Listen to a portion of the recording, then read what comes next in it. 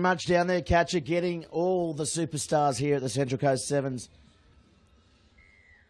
As we go now to the action, it'll be Japan running right to left on your screen. Kicking off to the Australian women's green side. However, they are playing in blue, Liz. So don't get confused out there for our audience as they go wide straight away. Looking to put some points early on the board as they play back in field. Yeah, and this is, again, good defence by the Japanese side. They've got really good line speed, but the play opens up out wide. Yeah, that was a great carry by that number one from Australia, Hannah Southwell. We saw the shooter from Japan coming up, so the pass wasn't on. Instead, she cuts upfield, maintains possession of the ball, had her support, and now they've got a little bit of room to the outside if they can convert this 2-on-1. And it looks like they may just do that on the far side as the Pearls open up. And it's Quirk, who is no stranger to the try line as she goes under the sticks. Unmatched, unopposed, and what a great try. Yeah, fantastic work by this Aussie Pearls green side to score in the opening minute of play. This is our Women's Cup semifinal. The winner of this match will advance on and play against the Aussie Pearls Gold. Yeah, at this stage, they certainly found them out wide. Cut back on the inside, Liz, and it was a very, very good try as we go now to the replay. Look, just getting outside and Quirk on that wing. Those big legs stride out, and they're very hard to keep up with, aren't they? I think the only one keeping up with her here is the referee. Sign her up. Well, coming across was Hirano. Hirano herself scored some pretty amazing tries throughout the tournament, but just didn't have the pace to close off the try. So 7-0 the score as the kick is successful. We haven't seen too many successes with the boot here today, but that one certainly went over. Now we see those the flags at the top of the goalpost flapping around, so not to take away from anyone's skill when it comes to the kicking game, just an incredibly difficult day when you're kicking in or out of the wind. Oh, 100%.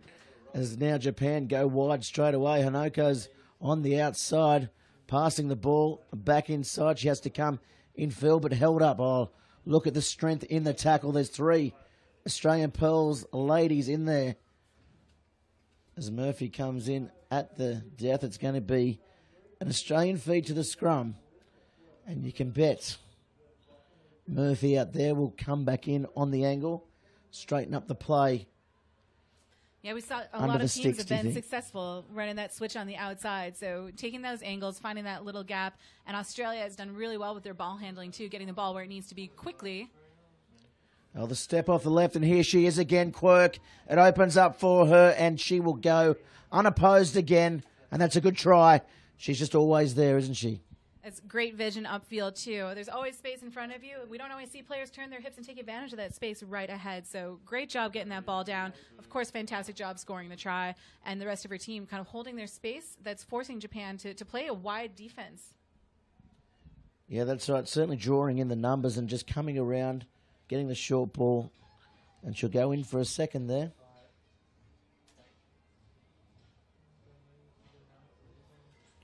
And the flags go up, do they? Yes. So Sykes, she converts the try from Quirk. As we see Cherry out there with the ball, looking to restart. I was impressed that they went deep last time, didn't try to get the ball to hold up in the wind. Playing smart. Yeah, that one goes towards the touchline. It's like high percentage, low risk rugby. By putting the ball deeper with these windy conditions, they're guaranteeing it's going to go 10. It's also putting pressure on Japan. And right now, Japan hasn't been able to do much. I don't think they've had hardly any ball in hand in this first half of action. Well, Murphy gets turned on the inside, going up close, and she's still going. Murphy, look at that. Look at the strength. And look at it go underneath the sticks. Yeah, going up, going through, and going in for the third try for Australia. Can extend their lead to 19-0. And with their kicking skills so far, you're almost guaranteed these extras. Yeah, certainly. And she's got the pace, she's got the strength. And now she's got a try next to her name in this Canisico Cup semi-final. We'll go to the replay here. Yeah, it's quick work of it with this try, coming almost straight away off the kickoff. And just look at that power, splitting the defenders from Japan.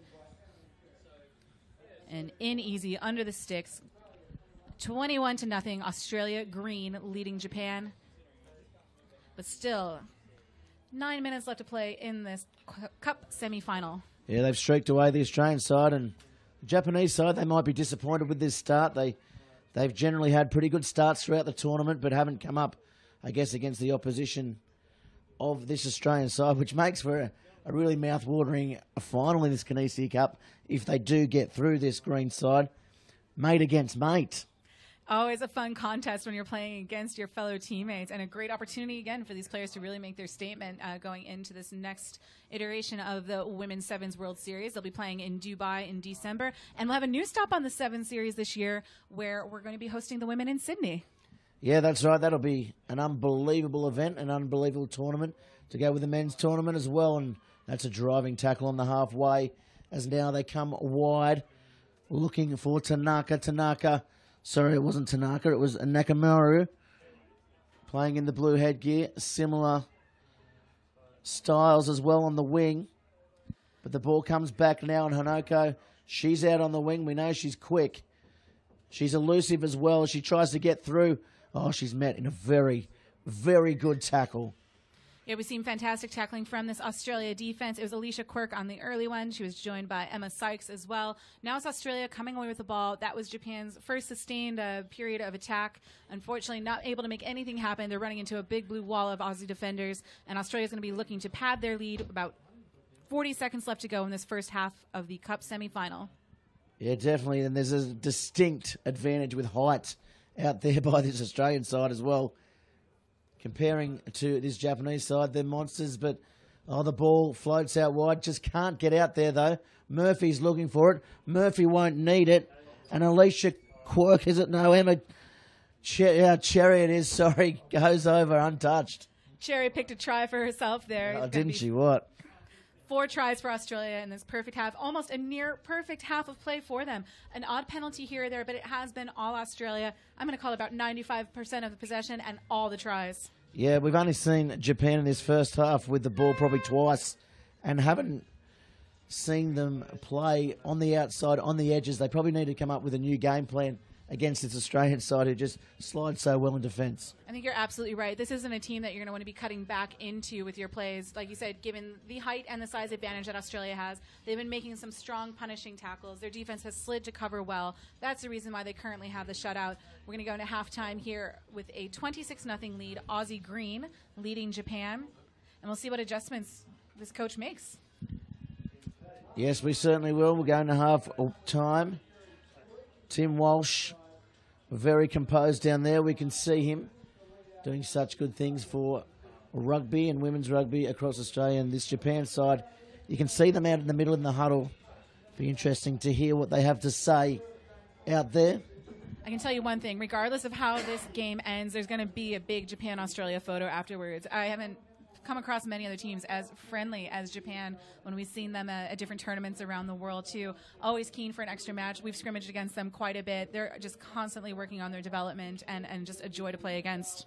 We've got the men's side of the draw coming up after this in the UON Cup. Ben Gollings from the Devetta side. He'll be joining us after this match. Looking forward to talking to Ben, one of the absolute legends, and we've had him up here a couple of times in the party box. We've been lucky to have Ben over in the United States for quite some time doing development work while he was in Seattle. Won a couple national championships himself with Seattle OPSB at the time. Later rebranded into the Seattle Saracens.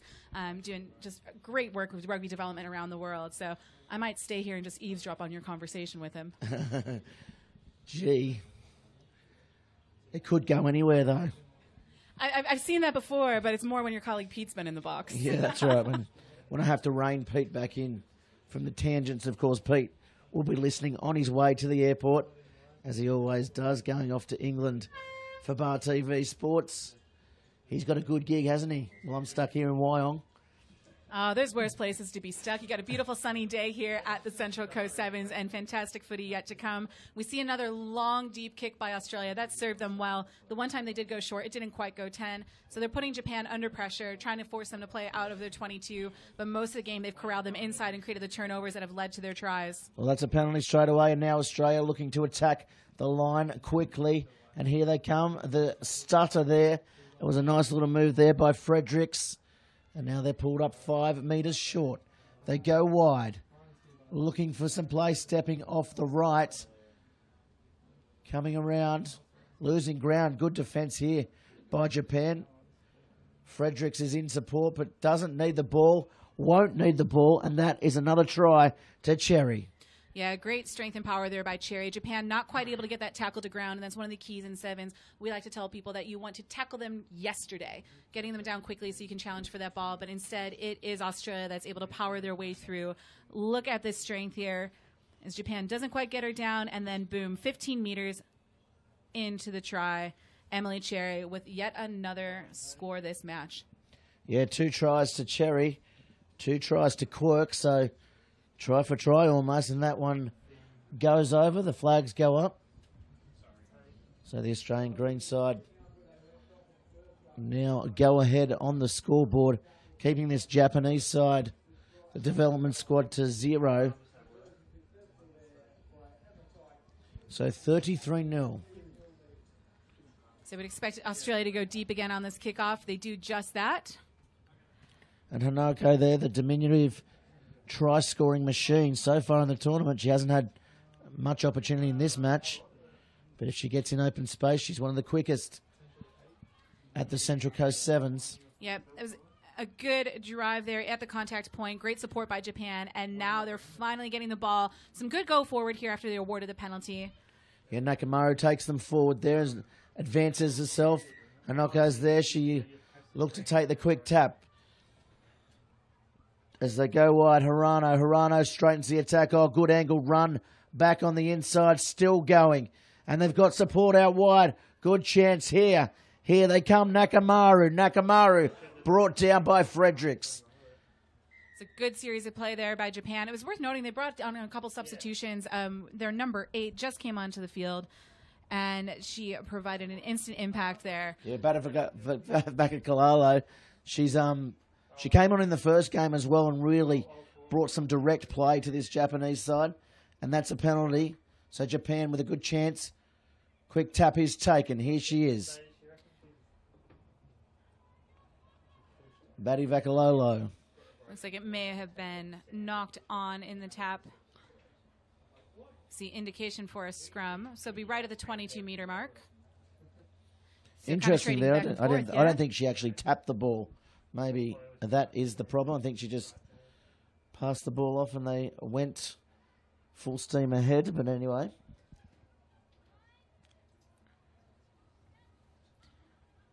We'll go now to ground level. As the ball spits out the back, Australia looking to play off the line. Oh, look at that, the dummy, the pass. And she is going to go all the way. And this is reminiscent of the Cox Plate yesterday, because Emma Sykes has won by about 8 lengths. Yeah, she did a fantastic job there. There was a bit of pressure. We saw the Japan scrum half over-pursue on defense. It created a bit of a hole, and then boom, Sykes was all the way through, 80 meters downfield, adding to the Australia try-tally. And we'll see if they'll crack over 40 here.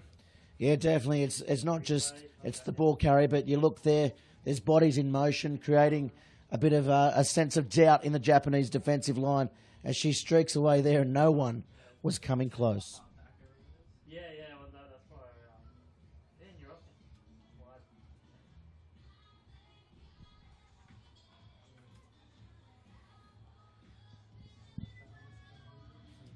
So the score will remain 38-0.